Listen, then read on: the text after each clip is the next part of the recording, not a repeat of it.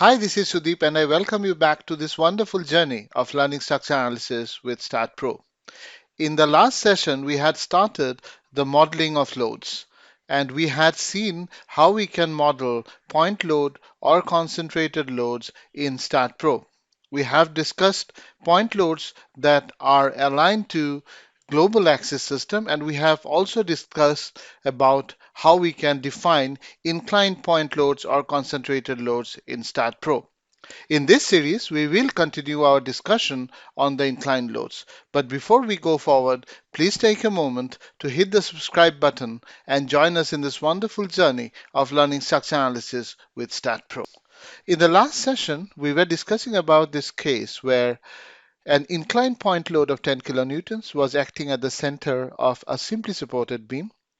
The simple supported beam had a pin support on one end and a roller support on the other.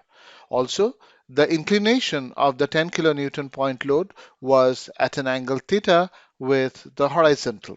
Now we have discussed that we can now resolve that particular load into its two components along the global x and global y axis such that we would define an fx value or the component of the force acting along the global x as plus 10 cos theta, and the component fy or the component that is acting along the global y-axis would be defined as minus 10 sine theta.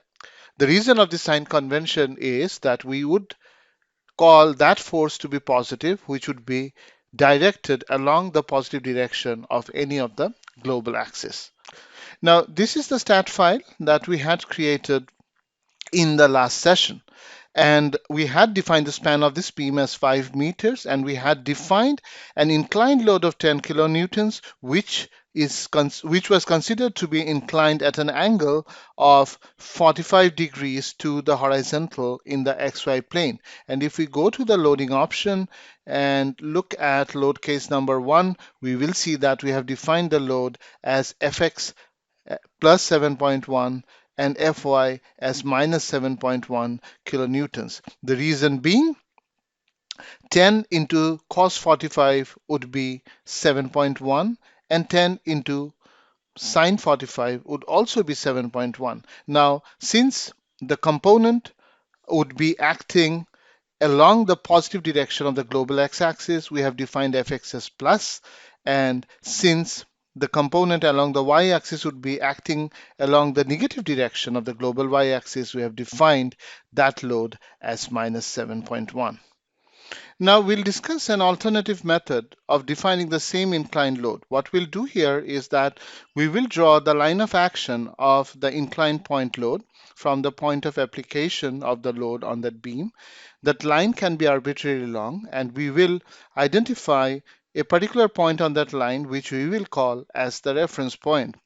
Once we have identified the reference point, what we will do is we'll define a new axis system such that the x-axis of that new axis system, the positive direction of it, points from the point of application of the point load to the reference point, and we will call that as the x dash axis, and we will define the appropriate y-axis, the positive direction of the y-axis, as y dash. Now, once we have defined this new axis system, what we'll do is we can define this inclined load being applied along the positive direction of the x-axis of the new axis system. Now, let us consider the case that we had defined in STAAD Pro in the last session, where a load of 10 kilonewtons was acting at 45 degrees at the center of the beam, and the span of the beam was 5 meters.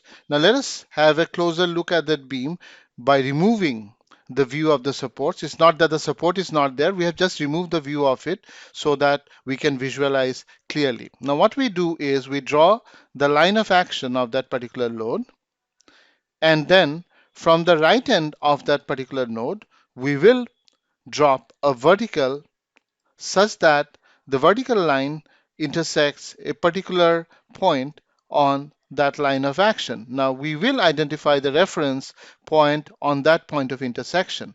Now by rules of geometry, we know that the distance between the right hand node of the beam to the reference point is 2.5 meters.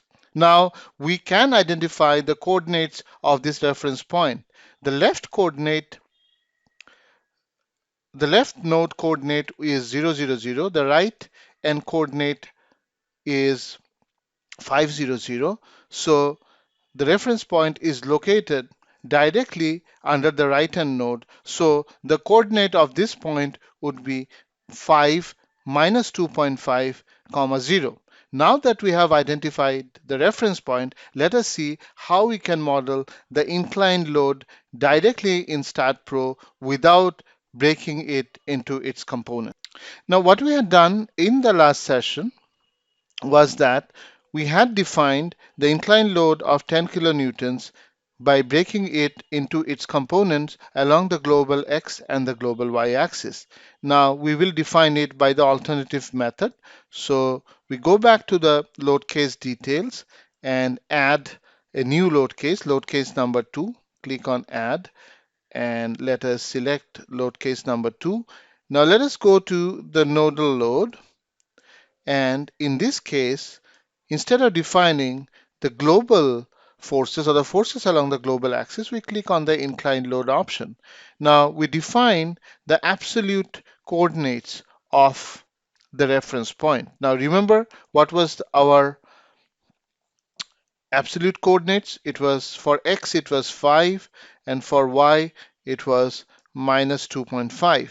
So once the reference point has been defined, what we can do is we can now define fx dash as 10 kilonewtons. That is, it will act, the 10 kilonewtons will act along the positive direction of the new x-axis, which would be the x dash axis. So now we can click on the add button, and you will see that the inclined load has been added to the load case number 2. Now what we'll do is we will use the cursor to assign it at the center point, and you will see that we have the 10 kilonewtons that has been defined directly. The inclined load of 10 kilonewtons has been defined directly in STAAD Pro. Let us view it from the front in the XY plane, and you would see that it has been defined directly as an inclined load within STAAD Pro. I hope you have enjoyed the session today. In the forthcoming session, we will discuss about the uniformly distributed loads. If you did like the session today, please do me a favor by hitting the like button. I hope to see you in the next session. Till then, bye bye.